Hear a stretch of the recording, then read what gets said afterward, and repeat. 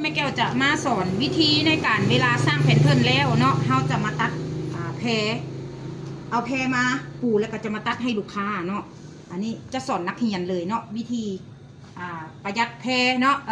ในการที่เฮาปูแพรน่ะบางนักเรียนเนาะบางเรียนบางคนน่ะบอกเข้าใจวิธีวางผ้าเนาะวางไปทั่วทิศทั่วแดนสุดท้ายแพรนี่แมทซาวเนาะแล้วเฮ็ดให้ทรงลูกค้าบุโพพี่น้องเนาะฉะนั้นวิธีเฮาปูแพรเนาะเฮาจะเอาทางปีนขึ้นถึงเนาะทางปีนขึ้นถึงแล้วแพรนี่เฮาเบิ่งส้นผ้าเนาะส้นผ้านี้เนาะนะบางคนเอาผ้ามาเป็นล่วงข่วงแล้วมาตัดให้ลูกค้าเนาะอันนี้แม่แก้วสอนแบบชัดเจนเด้อพี่น้องอันนี้นะเนาะคือสมมติว่าลูกค้าใหญ่กว่านี้เนาะ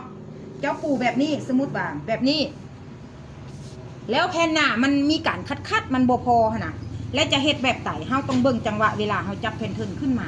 บอนใดมันใหญ่เด้บอนใดมันใหญ่เพราะว่าหัวแผ่นหน้านี่มันจะใหญ่เนาะพี่น้องเนาะเฮาจะปิ้นมาจังซี่เนาะ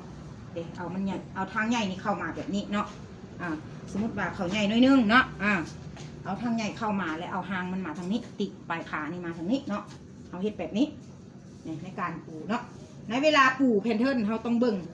ลายแพรนี้ถ้ามันเสลี่ยงแบบนี้เฮาจะมีการประกอบยากเนาะเฮาต้องเอามันซื่อๆและเฮาก็เบิ่งแพรมันสะดวกบ่นี่ในการที่เฮาจับเนาะก็จะประมาณนี้บางคนบ่เข้าใจเนาะมันใหญ่แล้วปูใส่